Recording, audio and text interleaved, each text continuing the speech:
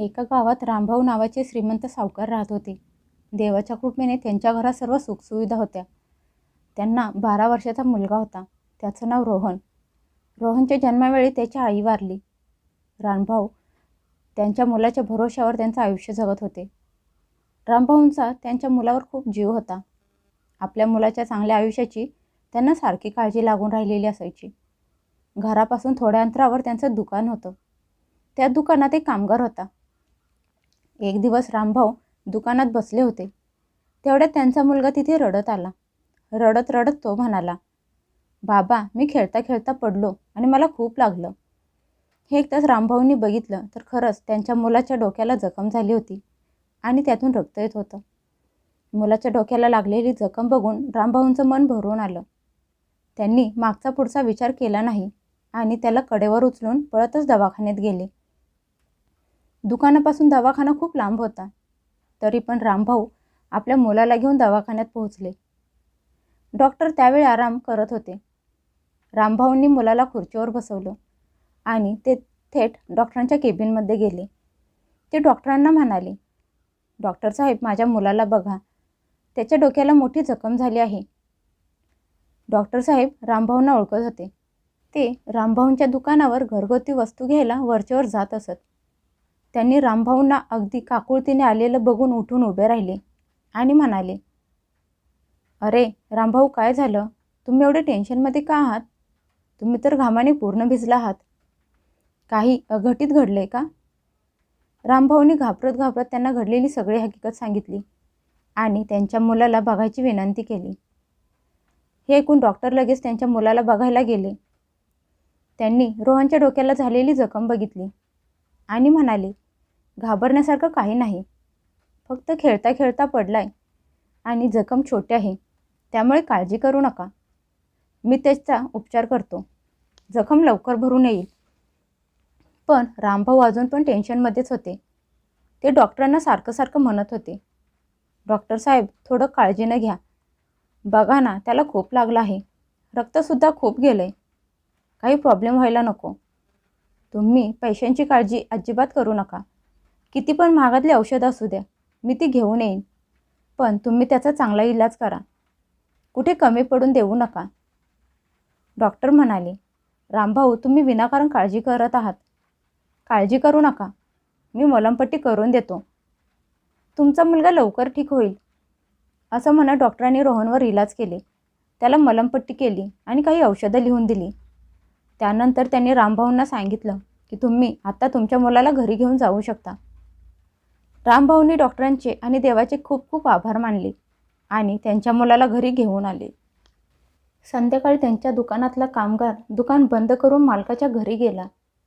तेव्हा त्याने बघितलं तर त्याचा मालक मुलाशेजारी बसून त्याचे हातपाय दाबत होता आणि मुलगा झोपला होता. बापाचं आपल्या मुलावर असलेलं प्रेम बघून त्याचे डोळे भरून आले. तो मनातल्या मनात विचार करू लागला की हे परमेश्वरा, सगळ्यांना असाच बाप मिळू दे.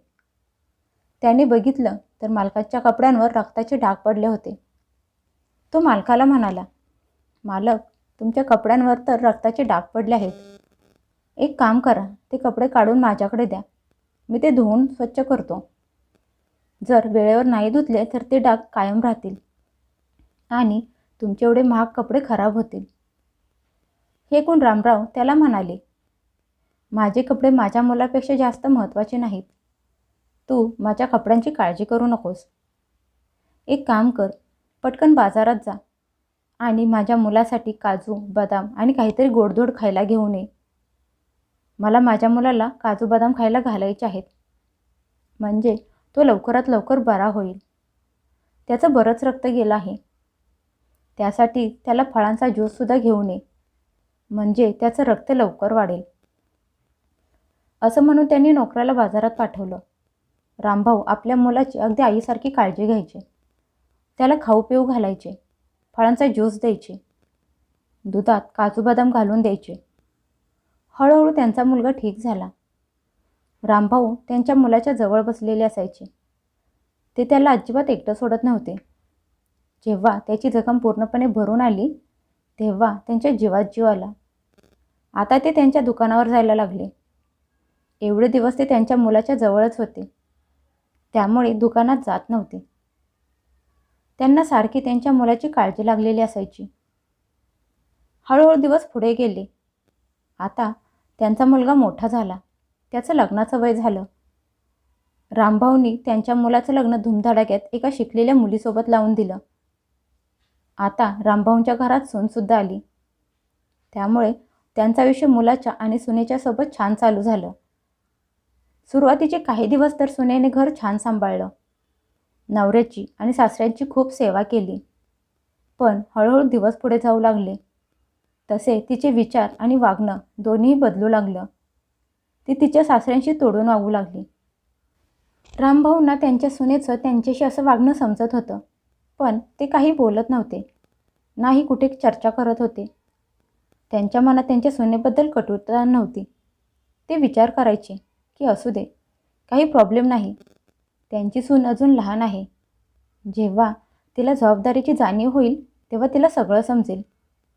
कारण त्यांना असं वाटायचं की त्यांचं या जगात मुलगा आणि सून दोघेच तर आहेत, जे त्यांची म्हातारपणी काळजी घेतील.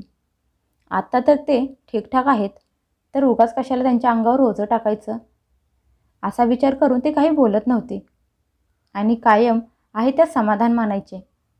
ते कधीच त्यांच्या मुलाजवळ आणि सुनेजवळ कुरबुर करत नव्हते. हळूहळू ते म्हातारपणाकडे झुकले. जगात प्रत्येकाला म्हातारपणात कुणाच्या ना कुणाची तरी गरज लागते. रामभाऊंचं सुद्धा असंच झालं. आता ते म्हातारे झाले आणि त्यांचं दुकानसुद्धा छान चालत होतं. एवढंच नाही तर आता त्यांचा धंदासुद्धा वाढला होता. त्यांचं दुकान ते पूर्वीच राहिलं नव्हतं, तर एक मोठं शोरूम बनलं होतं. अख्ख्या शहरात त्यांचं नाव आणि दुकान प्रसिद्ध झालं होतं. त्यांच्या दुकानात खूप गर्दी असायची. आता त्यांचा मुलगा ते दुकान चालवत होता. एक दिवशी रामभाऊ आणि त्यांचा मुलगा रोहन दुपारी एकत्र जेवत असताना रामभाऊ म्हणाले, रोहन, आता तू सगळं काही शिकला आहेस, दुकान पण छान सांभाळत आहेस. मी आता म्हातारा झालोय, माझ्याच्याने काही काम होत नाही. त्यामुळे मी आता ठरवलंय की सगळी प्रॉपर्टी तुझ्या नावावर करून तिजोरीची चावी सुनेकडे देऊन मी मोकळा होतो. त्यांचा हा निर्णय रोहन आणि त्याच्या बायकोला खूप आवडला. ते दोघे खुश झाले. दुसऱ्याच दिवशी त्यांनी त्यांची सगळी इस्टेट त्यांच्या मुलाच्या नावावर केली आणि तिजोरीची चावी सुनेच्या हातात देत म्हणाले, सुनबाई, तू आता पूर्णपणे या घराची मालकीण झाली आहेस. आता घर छान सांभाळ.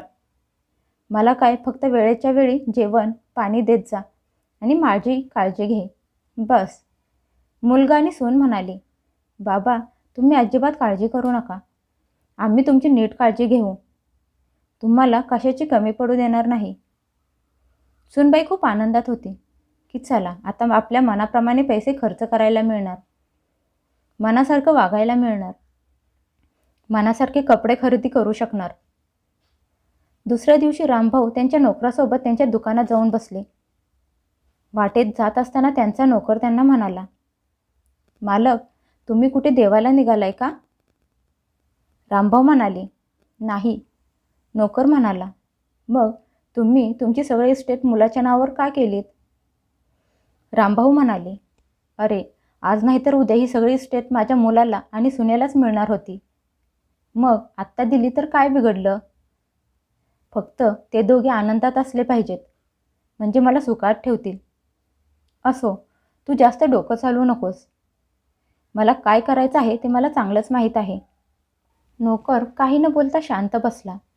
आता हळूहळू रामभाऊ अजूनच जास्त म्हातारे झाले. त्यांना दिसायला येत नव्हतं आणि ऐकायला पण येत नव्हतं. आता त्यांना प्रत्येक गोष्टीत नोकराची गरज लागत होती. ते नोकरासोबत दुकानात जात आणि मुलाला थोडीफार मदत करायचे. हळूहळू त्यांना आजार जडला आणि त्यांनी खाट पकडली. एकदा त्यांचा मुलगा त्यांना म्हणाला, बाबा, तुम्ही आजारी आहात, त्यामुळे तुम्ही खाटेवर झोपत जाऊ नका, कारण तुम्हाला खालीवर करायला खूप त्रास होत असेल. रामभाऊ म्हणाले, हो, आता मला खालीवर होत नाही. त्यांच्या मुलाने त्यांची खाली जमिनीवर झोपायची व्यवस्था केली. आता ते दिवसभर जमिनीवर पडून असायचे आणि त्यांचा मुलगा दुकानावर असायचा. त्यांची सून मात्र तिच्याच नादात असायची. कधी शॉपिंगला जायची तर कधी मैत्रिणींसोबत व्यस्त असायची. ती तिच्या नादात एवढी व्यस्त असायची की ती कधी तिच्या सासऱ्याला खाण्यापिण्याबद्दल सुद्धा विचारत नव्हती. रामभाऊ बिचारे पडल्या पडल्या फक्त आवाज देत असायचे. त्यांचा मुलगा आणि सून दोघेही आपापल्या नादात गुंतले होते. त्यांनी रामभाऊंकडे दुर्लक्ष करायला सुरुवात केली. रोहन दिवसभर दुकानात असायचा. संध्याकाळी घरी आल्यावर तो बायकोला घेऊन फिरायला जायचा आणि येताना बाहेरूनच जेवण करून यायचा. त्याच्या बायकोने आता घरात स्वयंपाक बनवायचं सोडून दिलं होतं. दोघे रोज बाहेर जेवायचे आणि ती सासऱ्याला 2 दिवसाचं शिळं खायला द्यायची. म्हातारे वडील आपल्या मुलाची यायची वाट बघत असत, पण मुलाला त्यांना भेटायला वेळ नव्हता. रामभाऊंना जेव्हा कुणी विचारत नव्हतं, त्यांची कुणी विचारपूस करत नव्हतं, तेव्हा त्यांना खूप वाईट वाटत होतं. ते विचार करू लागले की हा तोच मुलगा आहे ज्याला मी लहानाचा मोठा केला, शिकवला, त्याचे लाड केले आणि त्याच्याकडे माझ्यासाठी आता वेळ नाही. मुलगा आणि सून दोघेही त्यांच्याकडे फिरकतसुद्धा नव्हते. मात्र त्यांचा नोकर त्यांची काळजी घेत होता. तो दुकानावर जायच्या आधी रोज मालकांची विचारपूस करायचा आणि मग दुकानावर जायचा. त्यांना काही खावंसं वाटलं तर गुपचूप बाहेरून आणून द्यायचा, कारण मालकांची सून त्याला ओरडायची, म्हणून तो गुपचूप आणून द्यायचा. एकदा नोकराने मालकाला विचारलं, मालक काही अडचण, काही त्रास तर नाही ना? त्यावर रामभाऊ त्याला म्हणाले, तसं तर काही प्रॉब्लेम नाही, पण जमिनीवर झोपून झोपून माझी पाठ आखडून जाते, तुम्हाला उठवून बसव. त्याने त्यांना उठवून बसवलं. मग थोडे पाय मोकळं करून आणलं आणि पुन्हा बेडवर झोपवलं आणि म्हणाला, मालक तुम्ही बेडवरती झोपा, तुम्हाला तिथेच आराम मिळेल. त्याने बेडवर झोपवलं आणि दुकानावर निघून गेला. दुपारच्या वेळी त्यांना खूप तहान लागली. त्यांनी सुनेला आवाज दिला, पण त्यांची सून त्यावेळी तिथे नव्हती. त्यांना तहान तर खूप लागली होती. त्यांची सून तिच्या मैत्रिणींसोबत गप्पा मारत होती. रामभाऊ ओरडून ओरडून थकले. शेवटी कुणीही उत्तर न दिल्यामुळे ते स्वतः उठले आणि पाणी पिण्यासाठी निघाले. उठत असतानाच अचानक त्यांचा तोल गेला आणि ते खाली पडले. ते पडल्यामुळे त्यांच्या डोक्याला मार लागला आणि त्यातून बरेच रक्त वाहू लागले. आवाज ऐकून त्यांची सून पळत आली आणि बघितलं तर सासरे खाली पडले होते. त्यांना उचलायचं सोडून उलट बडबड करायला लागली आणि म्हणाली, म्हातारं पडलं वाटतं, मेलं असतं तर बरं झालं असतं, कमीत कमी माझ्यावरचं ओझं तरी कमी झालं असतं. तिने तिच्या नवऱ्याला फोन करून सांगितलं की तुमचे वडील खाट्यावरून पडलेत, त्यांच्या डोक्याला जखम झाली आहे आणि त्यातून रक्त येत आहे. हे ऐकून त्यांचा मुलगा नोकराला म्हणाला, काका पटकन घरी जा, बाबांच्या डोक्याला लागले, तुम्ही त्यांना दवाखान्यात घेऊन जा, मी दुकान बंद करून थेट दवाखान्यात येतो. नोकर धावत पळत घरी पोहोचला. बघितलं तर मालक अजूनसुद्धा तिथेच जमिनीवर पडले होते. मालकाच्या सुनेने त्यांना हातसुद्धा लावला नव्हता. कसा तरी नोकर मालकाला उचलून दवाखान्यात घेऊन गेला. त्यांचा नोकरसुद्धा आता थोडा म्हातारा झाला होता, तरी पण त्याने मालकाला दवाखान्यात नेलं. इकडे घरात सुनेने बघितलं की रामभाऊ ज्या चादरीवर पडले होते ती चादर रक्ताने खराब झाली होती.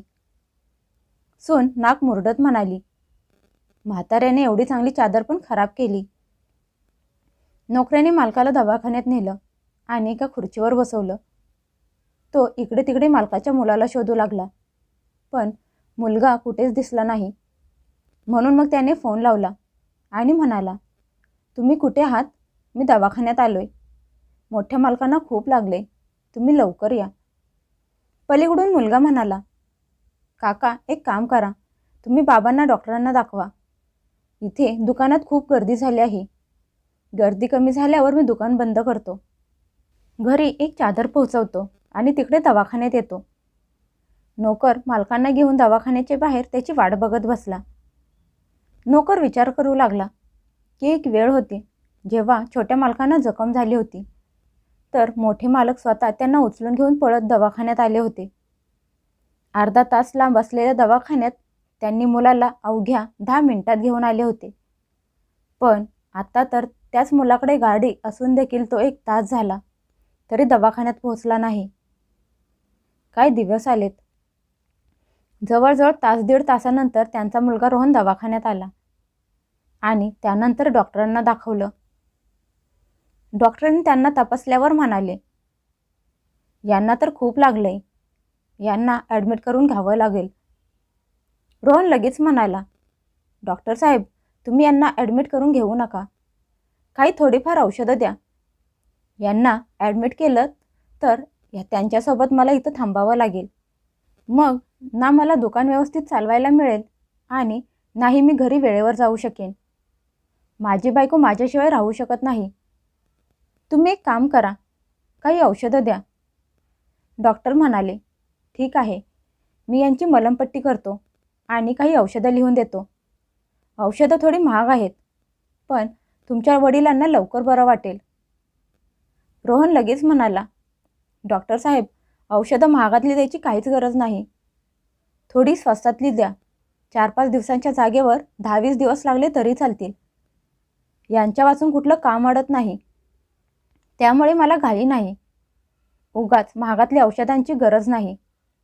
पडल्या स्वस्तातली औषधं खात राहतील. डॉक्टर रामभाऊ आणि त्यांच्या मुलाला चांगलंच ओळखत होते. हे सगळं ऐकून डॉक्टरांना वाईट वाटलं. नोकराच्या सुद्धा डोळ्यात पाणी आलं. डॉक्टरांनी रोहनला त्यांच्या केबिनमध्ये नेलं आणि म्हणाले, वा रोहन, तू चांगले पांग फेडलेस. तुझ्यासारखी मुलं या जगात ओझं असतात. एक तो दिवस होता जेव्हा तू लहान असताना तुला छोटीशी जखम झाली तर तुझा बाप तुला कडेवर घेऊन धावत पळत इथे दवाखान्यात आला होता. त्यावेळी त्यांनी मला सांगितलं होतं की डॉक्टर साहेब, महागातली महाग औषधं असली तरी द्या. त्यासाठी माझी सगळी संपत्ती गेली तरी चालेल, पण माझ्या मुलाला त्रास होता कामा नये. तो लवकरात लवकर बरा झाला पाहिजे. आणि एक तू आहेस जो आपल्या त्याच बापासाठी स्वस्तातली औषधं मागत आहेस. असा कसा मुलगा आहेस रे तू? डॉक्टरांचं बोलणं ऐकून रोहन स्तब्ध झाला. तेव्हा मग त्यांचा नोकर म्हणाला, मालक, तुम्हाला माहीत नाही मोठ्या मालकांनी तुम्हाला कसं सांभाळलं आहे. तुम्ही लहान असतानाच तुमची आई देवाघरी गेली. मालकांनी तुम्हाला आईसारखं प्रेम देऊन वाढवलं. तुमच्या सुखासाठी त्यांनी खूप त्याग केला. एवढंच नाही तर तुमच्यासाठी त्यांनी दुसरं लग्नसुद्धा केलं नाही. प्रत्येक वेळी ते तुमच्यासोबत तुमची सावली बनवून असायचे. तुम्ही लहान असताना तुमच्या डोक्याला लागलं तर ते दुकान तसंच उघडं टाकून तुम्हाला कडेवर घेऊन दवाखान्यात पळत सुटले. अर्धा तासांचं अंतर त्यांनी 10 मिनिटात पळत पार केलं होतं. त्यांच्या कपड्याला तुमचं रक्त लागलं होतं. मी त्यांना ते साफ करण्यासाठी बोललो तर मला म्हणाले की या कपड्यांपेक्षा माझ्या मुलाची किंमत जास्त आहे. जोपर्यंत तुम्ही ठीक नाही झालात तोपर्यंत ते तुम्हाला सोडून दुकानात आलेच नाहीत. आणि एक तुम्ही आहात ज्यांना आपल्या वडिलांची जरासुद्धा काळजी नाही. तुम्ही तुमच्या वडिलांच्या जबाबदारीपासून लांब पळत आहात. तुमच्यात तर जरासुद्धा माणुसकी नाही. असला मुलगा असण्यापेक्षा नसलेला बरा. नोकराचे आणि डॉक्टरांचे बोलणे ऐकून रोहनच्या डोळ्यातून पाणी आलं. तो रडू लागला. तो त्यांच्या पायात पडून माफी मागून म्हणाला, तुम्ही माझे डोळे उघडलेत. मी माझ्या वडिलांचे उपकार विसरलो होतो. मी बायकोच्या प्रेमात आंधळा होऊन माझ्या देवासमान वडिलांकडे दुर्लक्ष केलं. त्यांनी माझ्या सुखासाठी स्वतःच्या सुखाला लाथ मारली आणि मी त्यांनाच विसरून गेलो. माझी मलाच लाज वाटत आहे. मला माफ करा. डॉक्टर म्हणाले, माझी माफी मागण्यापेक्षा तुझ्या वडिलांची माफी माग. त्यानंतर रोहन रामभाऊंच्या जवळ गेला आणि त्यांच्या पायात पडून त्याने त्यांची माफी मागितली.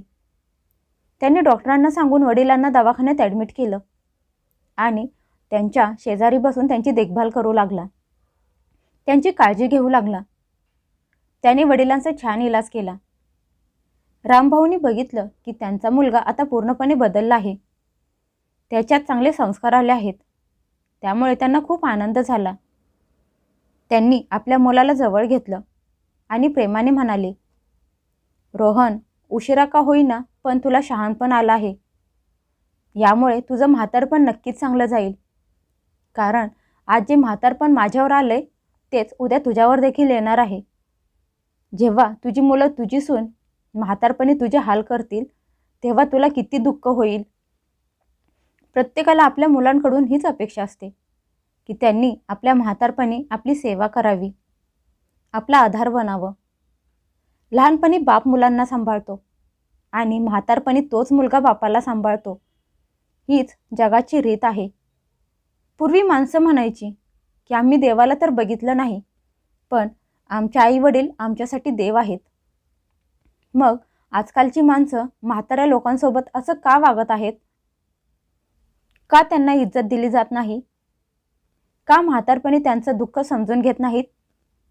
माणूस हा विचार का करत नाही की प्रत्येकाला कधी ना कधी म्हातारं व्हायचं आहे, हेच नियतीचं चक्र आहे.